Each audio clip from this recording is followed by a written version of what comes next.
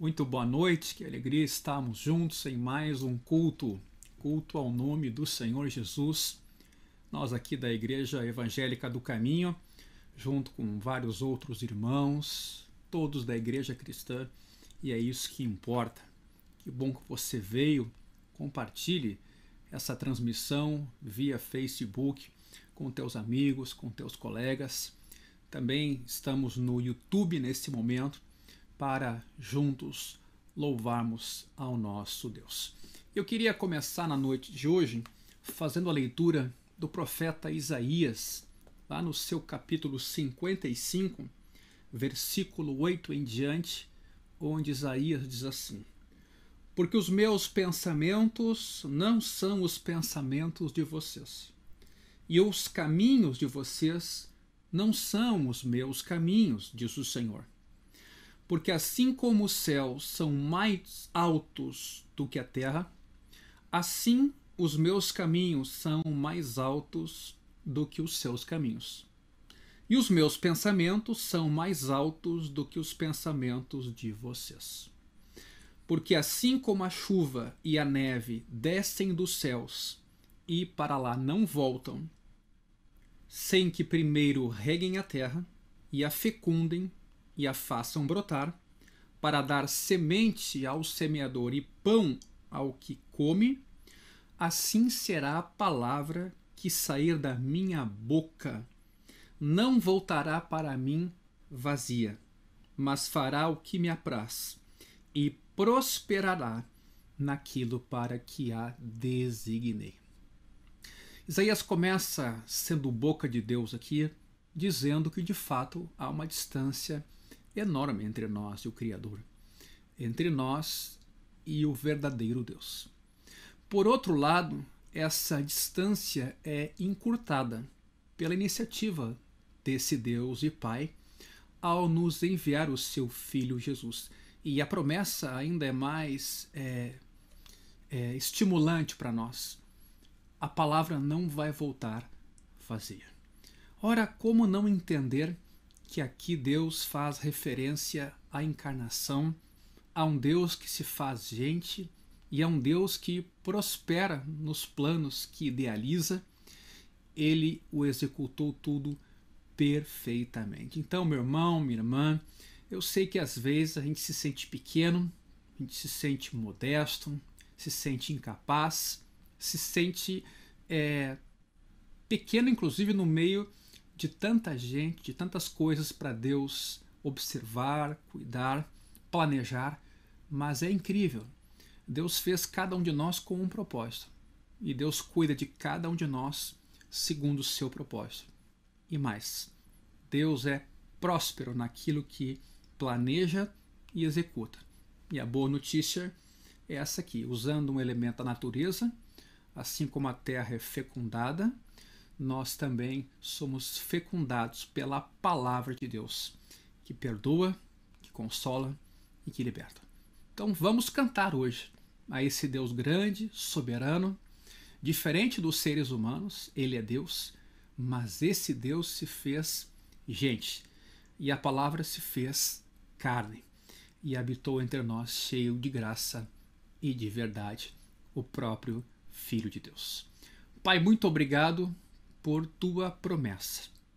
Obrigado porque, embora essa enorme distância entre o Criador e suas criaturas às vezes nos assuste, às vezes nos faça conhecer tão pouco, o Senhor encurtou essa distância. O Senhor se fez gente. E no teu Filho, no Cristo que encarnou, nós nos reconciliamos contigo, ó Deus Pai. Somos parte agora da família. E é com base nesse nome, é no nome do Filho do Deus vivo, que nós nos achegamos a Ti na noite de hoje, com louvores, com exaltação, com atos de gratidão, por causa de tudo aquilo que Tu és e tudo aquilo que Tu vais fazer. Porque a Tua palavra é próspera. Por isso recebe, junto com os meus irmãos, junto com essa comunidade de filhos e filhas de Deus, toda a honra, toda a glória e todo o louvor. E que Teu Espírito habite em nosso meio por Tua palavra. É o que Te pedimos e por tudo agradecemos, em nome de Jesus. Amém e amém. Vamos louvar ao nosso Deus.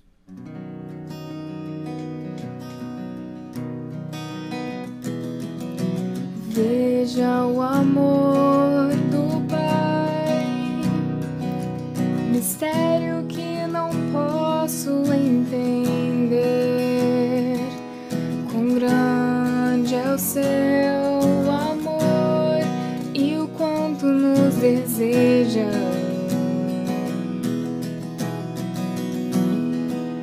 As coisas deste mundo não são nada diante dele. Infalível,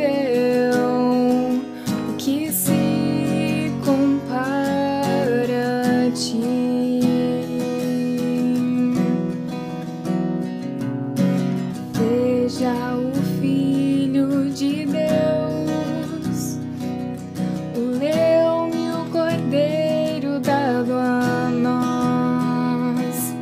O Verbo se encarnou, Salvador da minha alma. Sofreu por tanto amar a humanidade, no seu sangue a salvação. Jesus Messias, o justo se entregou. Não foi o fim, ele ressuscitou.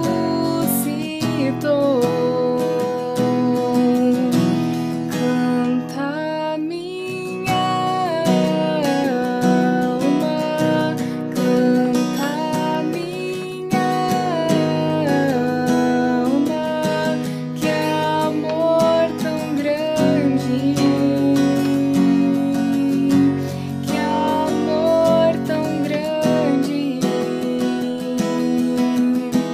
que grande amor.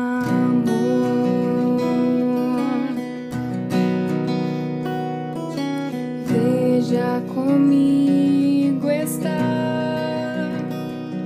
o Espírito queimando em meu ser, amigo e protetor que me leva à verdade.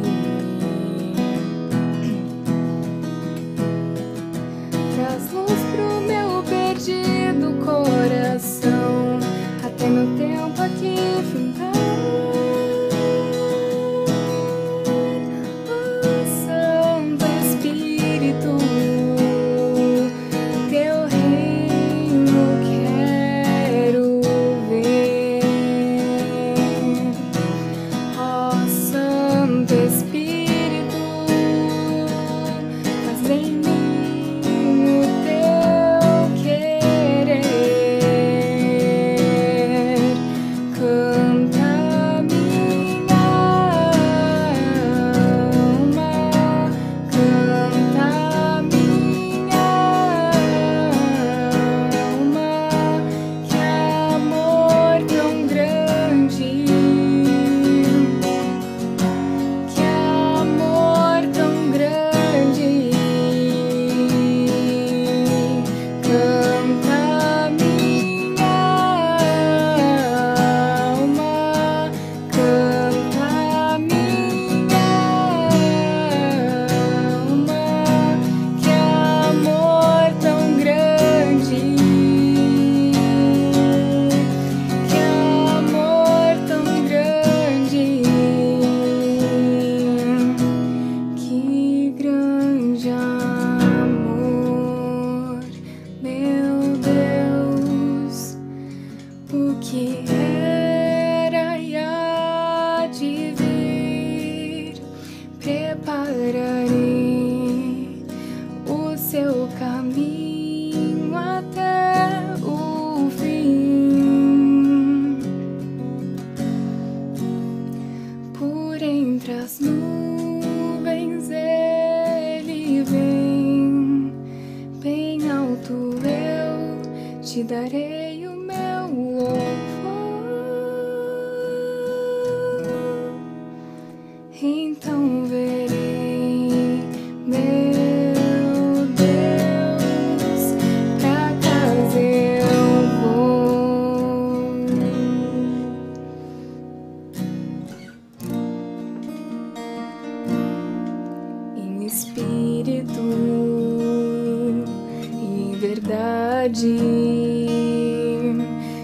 adoramos,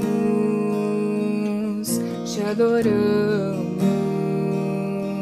em espírito e em verdade. Te adoramos, te adoramos, Rei dos Reis e Senhor. Te entregamos nosso viver, Rei dos Reis e Senhor. Te entregamos nosso viver pra te adorar, ó Rei dos Reis. Foi que eu nasci, ó Rei Jesus. Meu prazer é te louvar, meu prazer é estar nos átrios do Senhor. Meu prazer é viver na casa de Deus, onde flui o amor. Em espírito e em verdade, te adoramos, te adoramos em espírito e em verdade. Te adoramos, te adoramos, Rei dos Reis e Senhor. Te entregamos nosso viver, Rei dos Reis e Senhor. Te entregamos nosso viver pra te adorar, ó Rei dos Reis. Foi que eu nasci, ó Rei Jesus. Meu prazer é te louvar,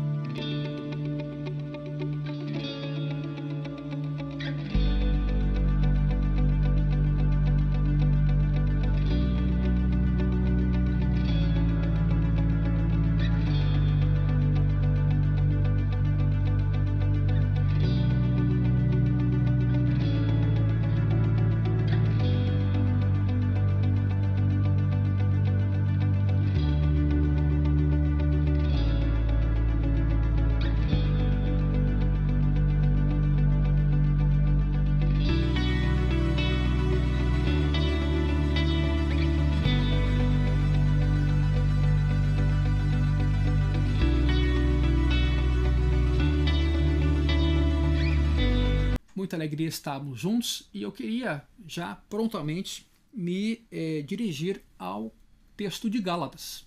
Chegamos no capítulo 4. Você que não pegou as outras mensagens, você poderá pegá-las todas, estão gravadas tanto no Facebook quanto no YouTube na íntegra, e ainda os sermões estão por escrito no blog do nosso site igrejaevangelicadocaminho.com.br. Tem a parte lá do blog de textos e os sermões têm sido colocados todos ali, então você pode acessá-los. Gálatas capítulo 4, versículos 1 a 11, hoje é o trecho escolhido para esse domingo, quando Paulo escreve assim: digo, porém, o seguinte: durante o tempo em que o herdeiro é menor de idade, em nada difere de um escravo, mesmo sendo senhor de tudo, mas está sob tutores e curadores, até o tempo pré-determinado pelo Pai. Assim também nós, quando éramos menores, estávamos escravizados aos rudimentos do mundo. Mas quando chegou a plenitude do tempo, Deus enviou o seu Filho, nascido de mulher, nascido sob a lei, para resgatar os que estavam sob a lei, a fim de que recebêssemos a adoção de filhos.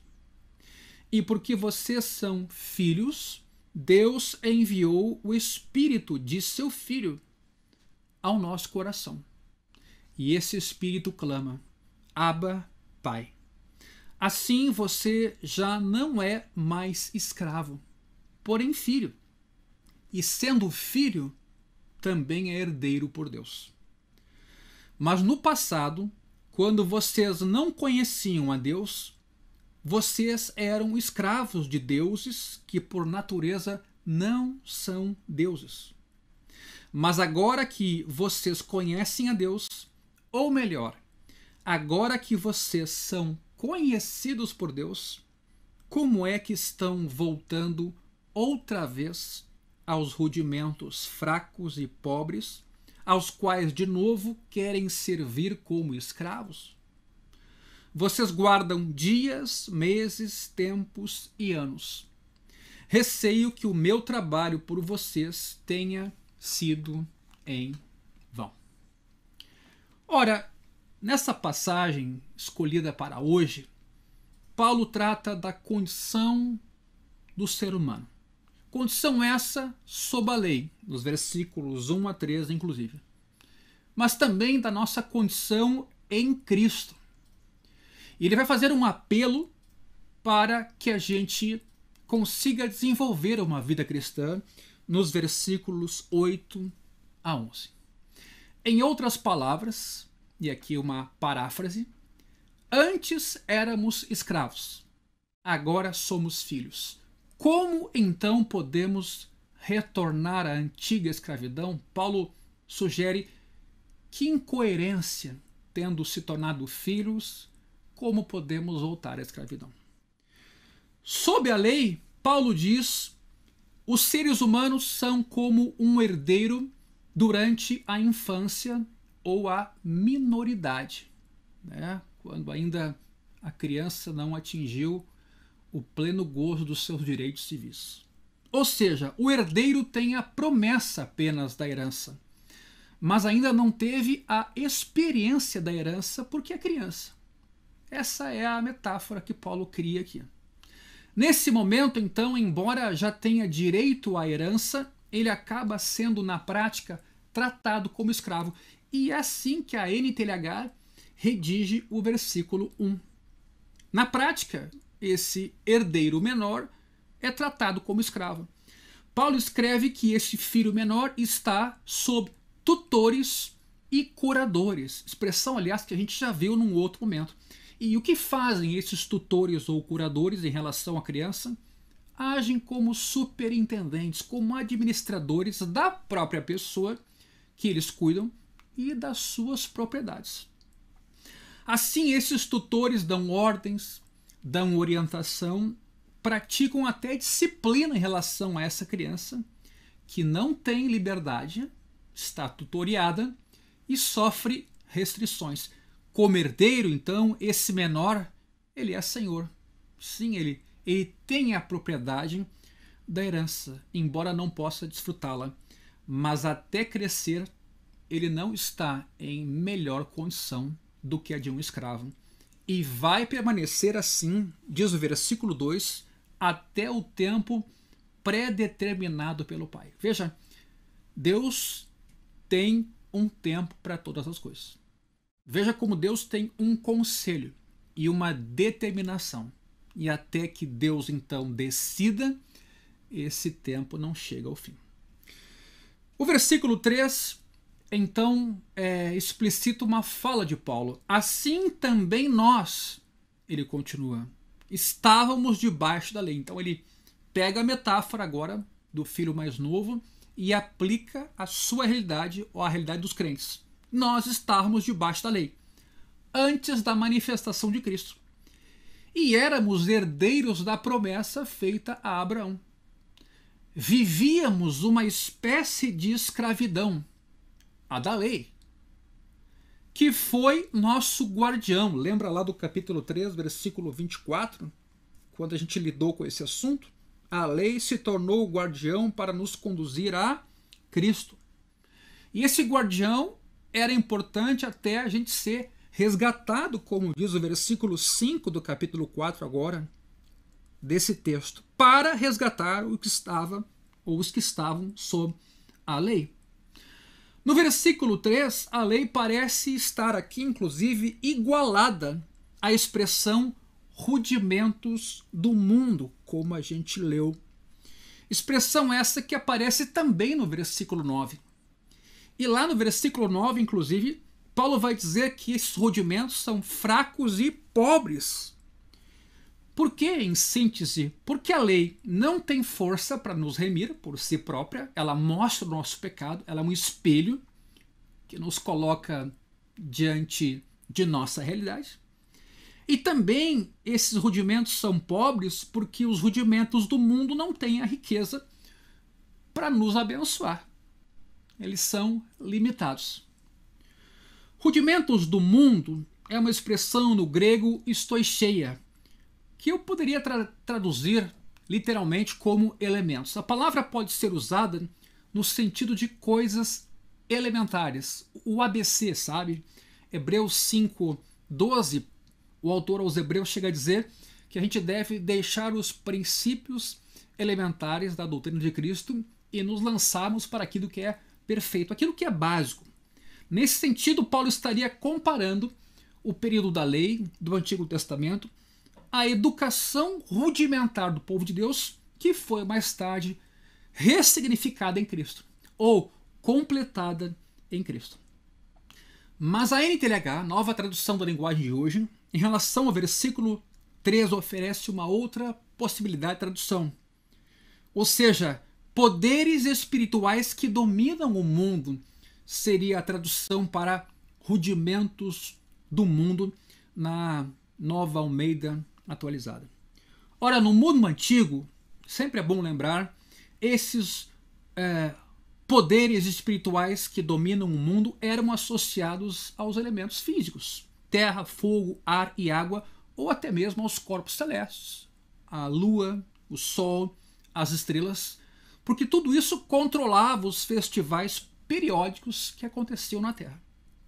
E isso se encaixa muito bem no versículo 8 desse texto que a gente leu, quando lá há uma menção a deuses. Paulo escreve que éramos escravos de deuses, que por natureza não são deuses, isto é, demônios ou espíritos maus.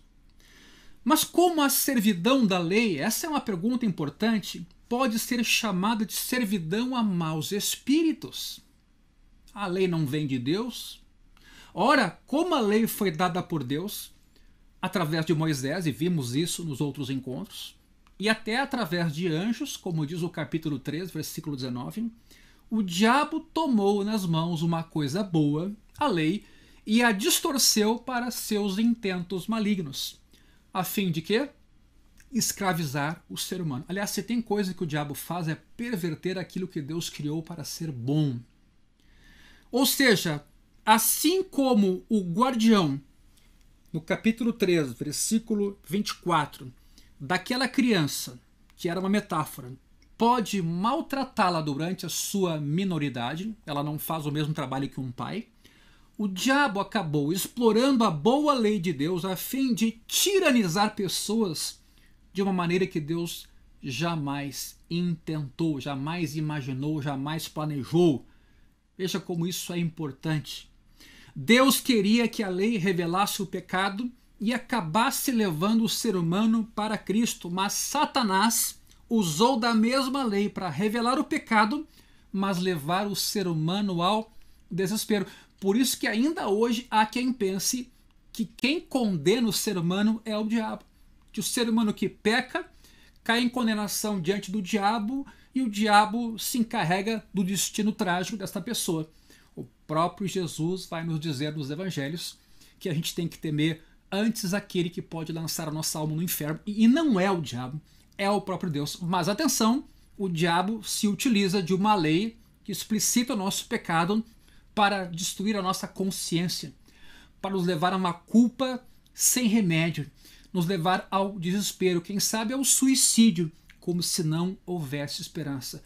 Veja como nós, enquanto igreja cristã, nós, enquanto obreiros, enquanto pastores, precisamos ter um cuidado no manejo da lei, porque ela tem a intenção de revelar o pecado, sim, mas apontar para Cristo. A lei não tem um fim em si mesmo, quer dizer, mostrar o pecado e destruir a vida humana.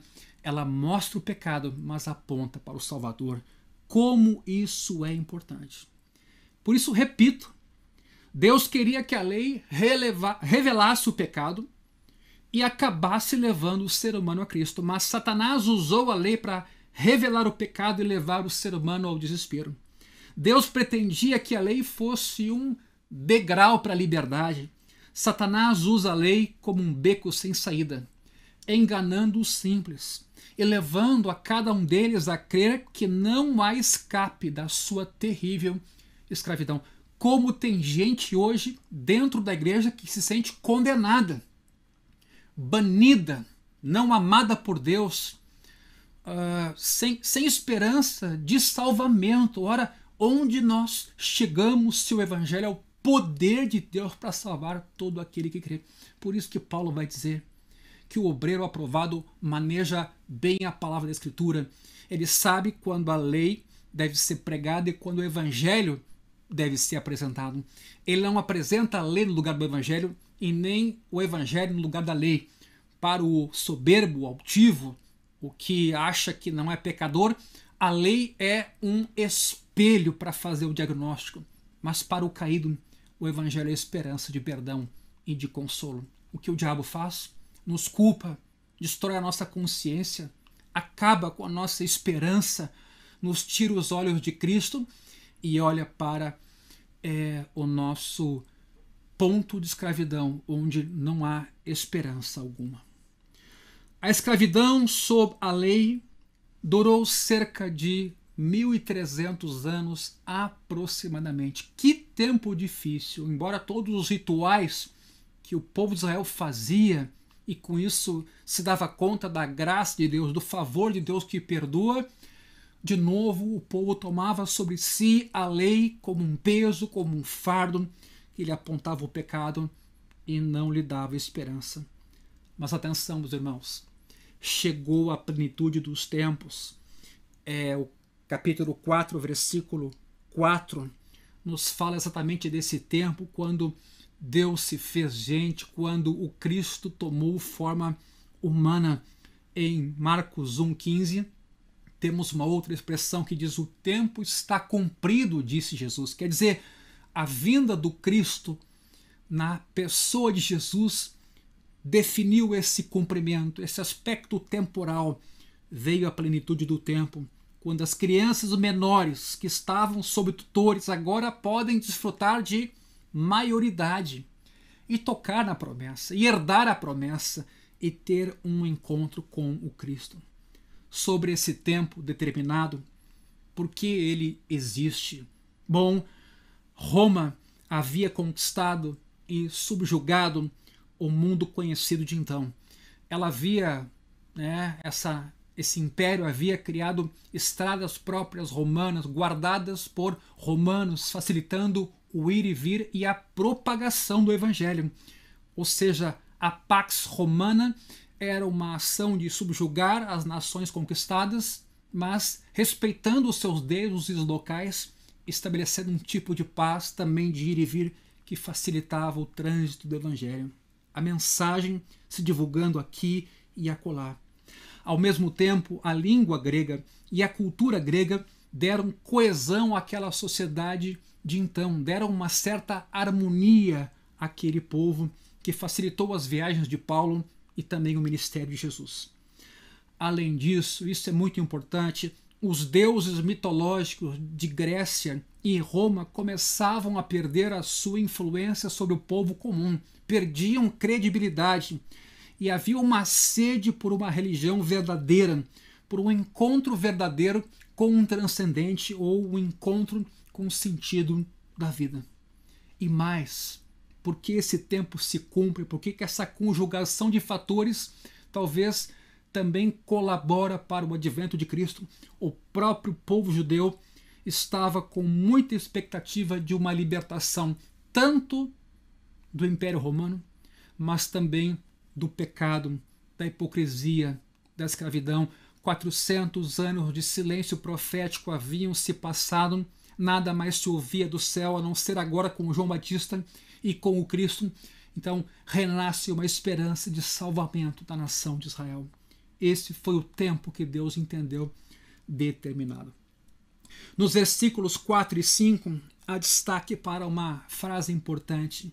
Deus enviou o seu Filho. 2 vezes isso aqui é dito.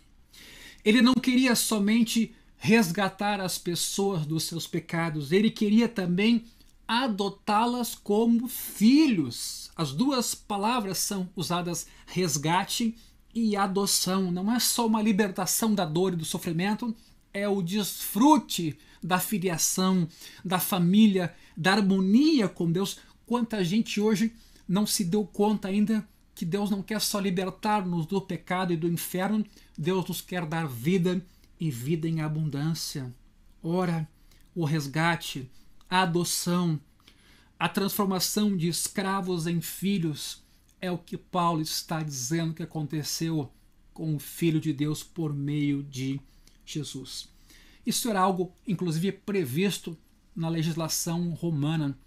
Algum pai já adiantado em idade que não pudesse ter um filho de alguma maneira podia optar por pegar um escravo e de fato dar a esse escravo a sua herança.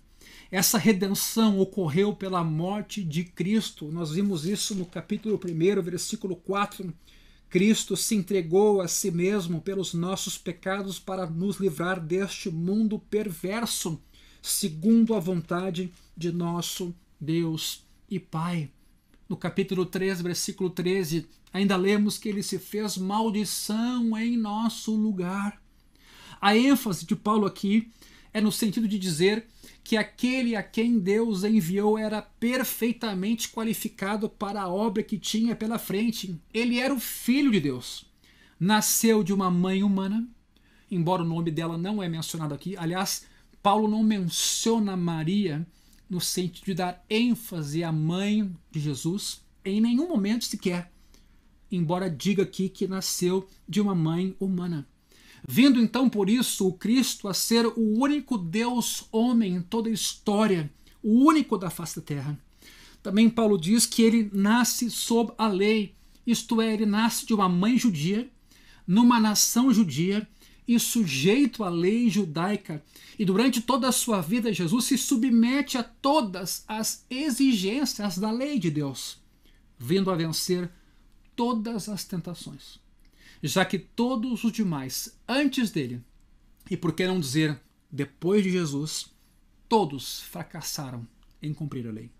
Assim, a divindade, a humanidade e a justiça de Cristo, essas 3 coisas, a divindade, a humanidade e a justiça de Cristo, que foi a sua obediência perfeita, qualificaram-no de uma maneira especial para ser o Redentor do mundo.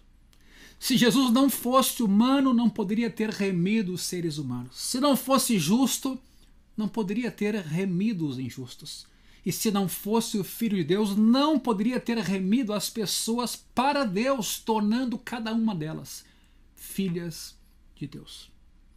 O que encontramos no versículo 6 desse texto? Vemos agora que Deus não só enviou o seu Filho, como dissemos antes. Agora Deus enviou o seu Espírito.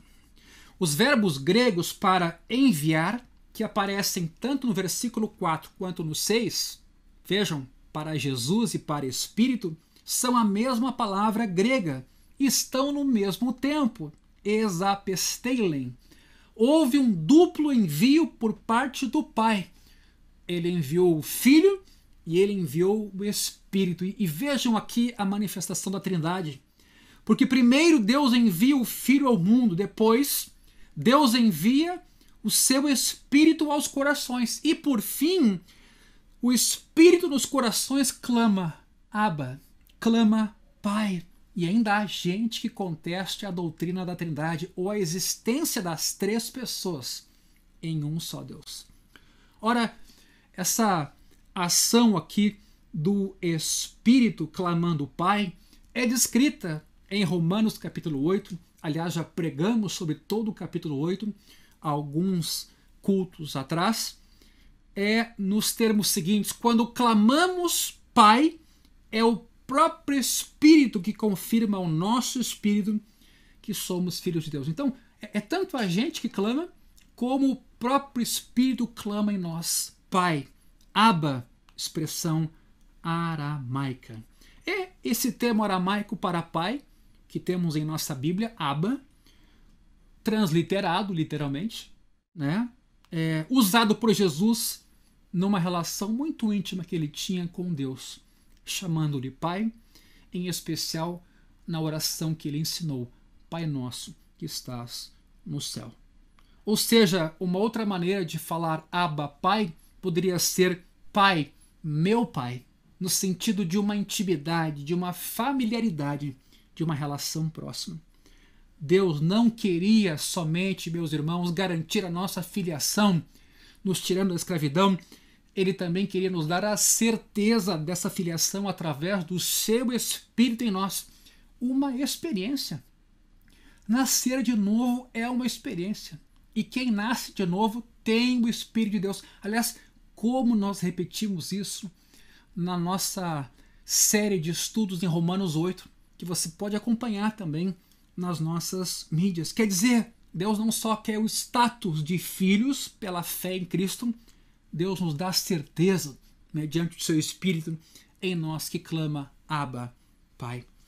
Veja esse versículo 6 com todo cuidado. E porque vocês são filhos, Deus enviou o Espírito de seu Filho. Todo aquele que é nascido de novo tem o Espírito de Deus ao nosso coração, e esse Espírito em nós clama, Abba, Pai. Se somos filhos de Deus e sabemos que somos pela graça, por meio de Jesus e pela fé, nós temos o Espírito.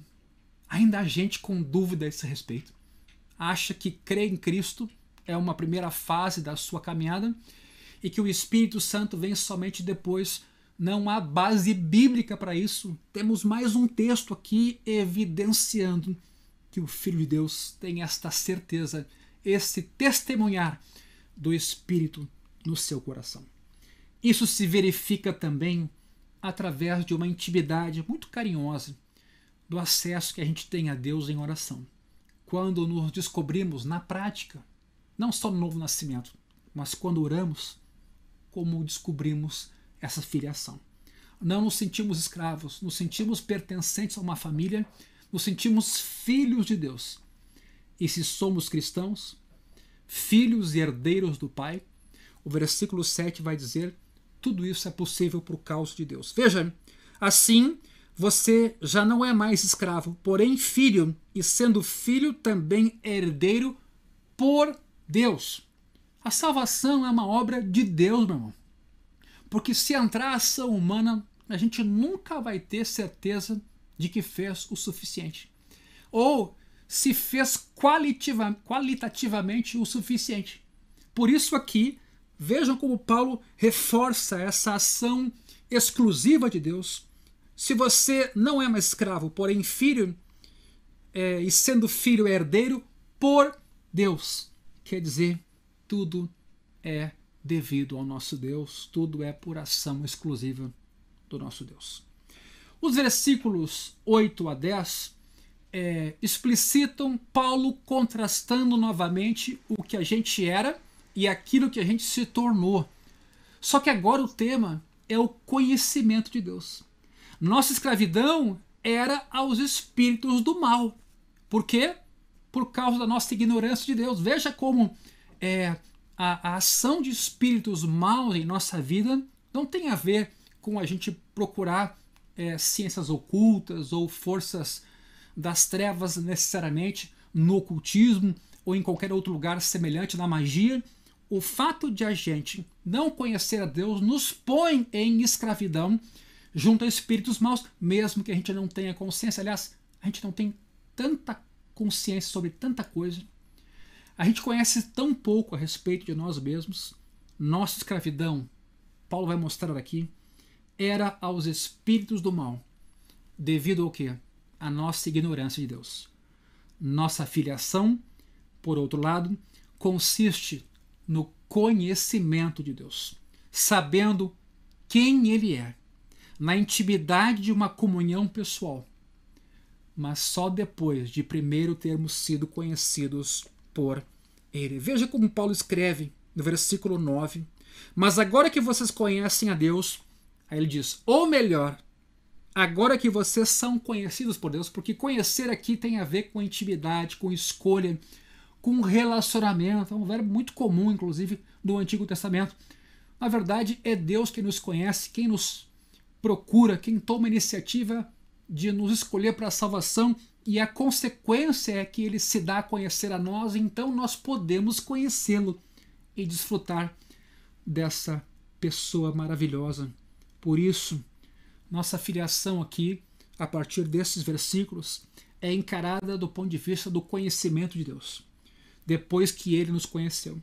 Você lembra lá de João 17,3? Palavras de Jesus: e a vida eterna é esta, que conheçam a Ti, o único Deus verdadeiro, e a Jesus Cristo, a quem enviaste. Paulo então pergunta: como podem vocês retornar à escravidão após a experiência da filiação, no versículo 9? Como é possível? É como se ele estivesse chamando a atenção dos gálatas sobre a loucura em que eles estavam. A religião, ele mostra, acabou degenerando em um formalismo exterior, diz o versículo 10. Vocês guardam dias, meses, tempos e anos.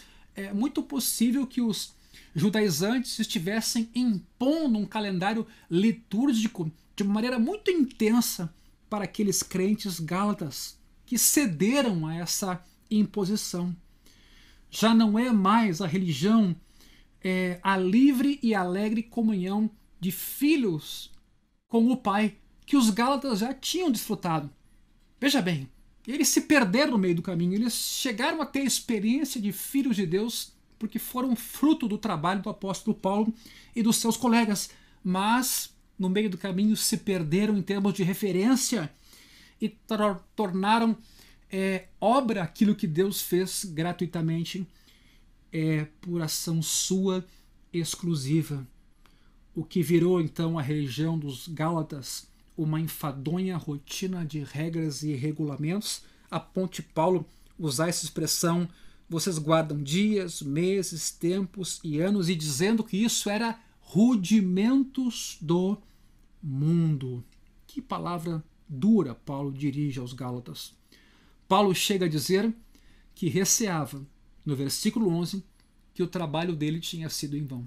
Vejam como evangelização é uma parte importante da atividade da igreja, mas a edificação é tão importante quanto.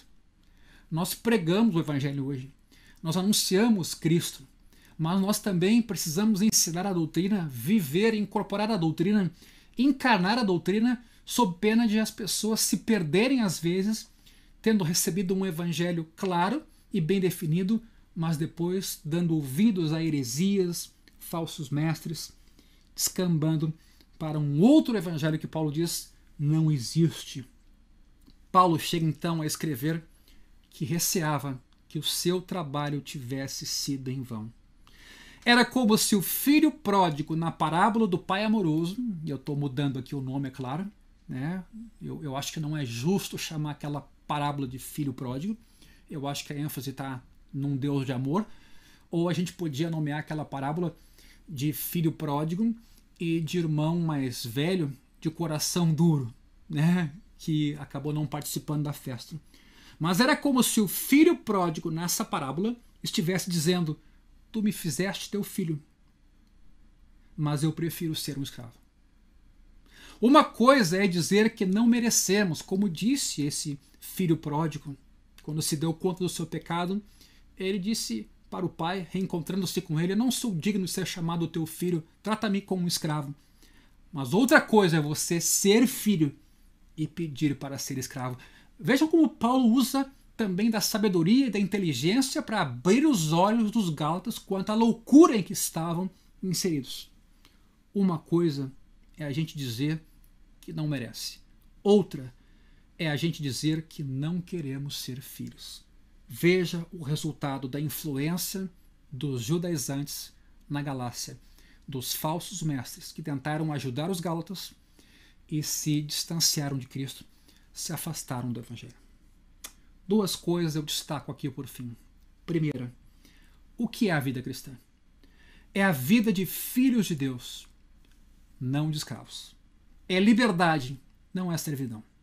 Claro que somos servos de Deus. Romanos 6:22 diz isso, 1 Coríntios 7:22 também, 2 Coríntios 4:5 também, mas esse tipo de serviço é livre e é motivado pelo amor. Gálatas 5:13 vai nos mostrar isso. Estou só antecipando, a gente vai chegar lá, mas o que diz lá? Porque vocês, irmãos, foram chamados à liberdade. Não usem a liberdade para dar lugar à carne. Pelo contrário, sejam servos uns dos outros, vírgula, pelo amor. É muito diferente de eu ser servo motivado pelo amor em razão do que Deus fez, comparando essa atitude a eu tentar ser servo visando ser bem visto diante de Deus e talvez até tentando com isso me salvar.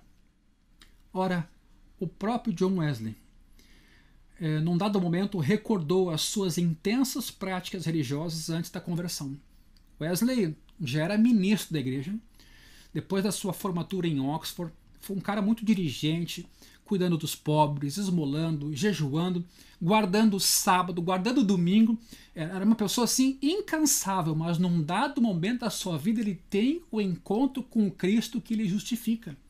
Ele tem encontro com a fé salvadora e não com a salvação por obras. Sabe o que ele escreve? Eu naquele tempo, tinha a fé de um servo. Depois eu descobri a fé de um filho. Meu irmão, que privilégio nós temos de sermos chamados filhos de Deus. Segunda coisa, como vivemos então a vida cristã? Sim, é preciso lembrar quem a gente era e quem nós somos hoje em Cristo. Não para a gente se vangloriar do nosso passado, muito ao contrário, mas para lembrarmos que o Evangelho mudou a nossa vida. Esse é um dos grandes propósitos na minha vida pessoal, quando eu vou à Escritura ou quando eu oro diariamente. É eu encontrar a mim mesmo um pecador, lembrar quem eu fui e quem eu sou hoje, mas em Cristo, não em mim mesmo, não olhando para o espelho e imaginando, Christian, como você é um cristão bom. Ao contrário, é lembrando-me da minha vida de escravidão, como eu cheguei a Cristo por bondade dele e como eu continuo estando nele. Não podemos voltar à escravidão antiga. Não cogite isso. Já fomos feitos livres em Cristo. E até temos o Espírito Santo em nós, que clama Abba, que testifica que somos filhos de Deus numa experiência contínua e não só num conceito de que a gente é filho ou num status que a gente tem de justificados não nós temos o Espírito em nós. Não podemos voltar à antiga ignorância. É disso também que Paulo está a falar. O conhecimento de Deus nesse sentido, ele sempre leva ao louvor e adoração. Eu vou repetir aqui uma coisa que às vezes me preocupa. As pessoas têm um problema com conhecimento, né? Mas a Escritura diz que ela é inspirada para educar, corrigir, habilitar o homem para toda boa obra, repreender os erros. Quer dizer, a Escritura e o seu estudo têm um fim prático, visa a nossa vida, visa a nossa transformação. É preciso lembrar do nosso passado. É preciso lembrar que o nosso presente é diferente por causa de Cristo. John Newton, em 1748, aos 23 anos de idade, ele era filho único, perdeu a sua mãe aos 7 anos e aos 11 foi trabalhar no mar, em barcos. Converteu-se numa terrível tempestade de barco, em que ele clamou, pediu a misericórdia de Deus. O que ele fazia então? Ele se envolvia numa vida degradante, comerciando escravos africanos, e foi ao fundo do poço. Para sempre recordar o seu passado, ele acabou separando um trecho da Escritura e afixou esse texto acima da sua lareira, na parede do seu escritório. O texto é o de Deuteronômio 15:15. Lembre-se de que você foi escravo na terra do Egito e de que o Senhor Deus, seu Deus, o resgatou. Meus irmãos, o que Paulo está aqui fazendo é chamando a nossa atenção. Você talvez está numa fase da vida que não está legal. Você talvez está descontente com Deus, descontente com os teus irmãos, descontente com a vida, com o país, descontente com a sociedade, descontente com o clima, descontente com a economia e com um monte de coisas mais. Mas não esqueça uma coisa: você foi salvo pelo Evangelho. Você foi iluminado no seu coração. Você perdeu a ignorância espiritual. Você teve os olhos abertos e Deus quis fazer isso. Deus conheceu você e permitiu que você o conhecesse. Como eu li logo no começo desse culto, a palavra de Deus não voltou vazia. Ela foi próspera naquilo para o que foi designada. Agora atenção, não perca de vista a sua condição anterior e também não perca de vista a sua condição atual em Cristo. O tema da justificação por graça e fé aparentemente é um tema que todo mundo, pelo menos, confessa conceitualmente. Todo mundo diz que eu sou salvo pela graça, por meio da fé, e é Cristo quem me salva. Todo mundo diz isso com facilidade.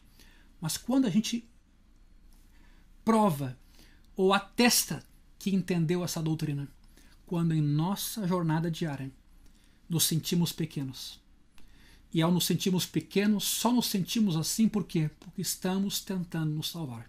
Estamos olhando para nós mesmos, para as nossas fraquezas, nossos vícios, para as fraquezas dos outros, perdemos o olhar de Cristo. Nos esquecemos de que estamos nele e que sempre ele disse que a gente era um pecador e foi adotado como filho pela graça e não por méritos. Então, por que hoje a gente imagina que serão méritos que nos aproximarão de Deus, que serão méritos que nos farão nos sentirmos melhor, a não ser de uma forma enganosa? Meu irmão, você é crente, você é nascido de novo, tem o Espírito Santo dentro de você, está em curso um processo de santificação, mas como Lutero dizia, você também ainda é pecador. Não tire os olhos de Jesus como Pedro tirou os olhos e sucumbiu no mar da Galileia. A força não está em nós, o mérito não está em nós. Nós somos essa terra que Deus fecundou, o poder está na semente, e essa semente vai germinar por si própria. Então, quando a gente enfrenta desafios no casamento, na família, no país, em qualquer área da vida, lembre-se de olhar menos para você, olhe mais para Jesus, porque a justificação por fé e graça não é só porta de entrada na igreja ou no céu, é a nossa posição. É a nossa posição fixa diante de Deus. Nós sempre seremos neste mundo pecadores, até o nosso corpo for transformado e glorificado, nós lutaremos com o pecado. E a maneira de vencer, não olhando para nós mesmos e às vezes ouvindo o diabo, que dirá que a gente não vale nada, que não há saída, que a gente é fraco, pecador e pobre. Nada disso é novo, mas nenhuma condenação mais há para aquele que está em Cristo. Não há mais condenação. Por isso, olhar para Jesus. No dia de amanhã, ao longo da semana, em meio aos teus desafios, Jesus sempre vai estar conosco. Ele vive em nós pela fé. Não saia dessa posição, mas não só conceitual, na sua prática diária. Vá à Escritura, ore a Deus, encontre sempre o Cristo na Escritura. Ele sempre está lá para nos dar paz e segurança, porque sem Ele nós nada podemos fazer. Eu gostaria de orar com vocês. Gostaria de te abençoar e pedir que o Espírito Santo fizesse uma obra na sua vida nesse momento, no nome de Jesus. Pai, muito obrigado pela tua palavra. Obrigado porque o Evangelho é o poder de Deus para a salvação de todo aquele que crê. Abençoa essa família que nos assiste agora. Esse jovem, essa menina, esse rapaz, esse lar que eventualmente se encontra num caos, em perplexidade, com medo, se sentindo fraco, impotente, se sentindo sozinho. Senhor, tu conhece quem está nos assistindo agora pelo poder do teu Espírito e da tua palavra. Faz nascer a fé. Reajusta o foco, Senhor. Nos ensina a olhar para o autor e consumador da nossa fé, para o próprio Cristo, à direita da majestade do Pai. Cristo em nós, esperança da glória. Sim, Senhor, abençoa os nossos filhos. Abençoa nossos irmãos nesse momento. Abençoa nossos amigos. Que o teu poder, por meio da tua palavra, transforme, cure, reanime, liberte de toda a escravidão religiosa, de julgos e fardos. Que possamos reencontrar-nos contigo, Senhor, como filhos, perdoados e lavados pelo sangue do Cordeiro, vivendo sem culpa, vivendo com paz, justificados pela fé. Meu irmão, eu te abençoo, minha irmã, eu te abençoo. E faço isso no nome de Jesus. Amém.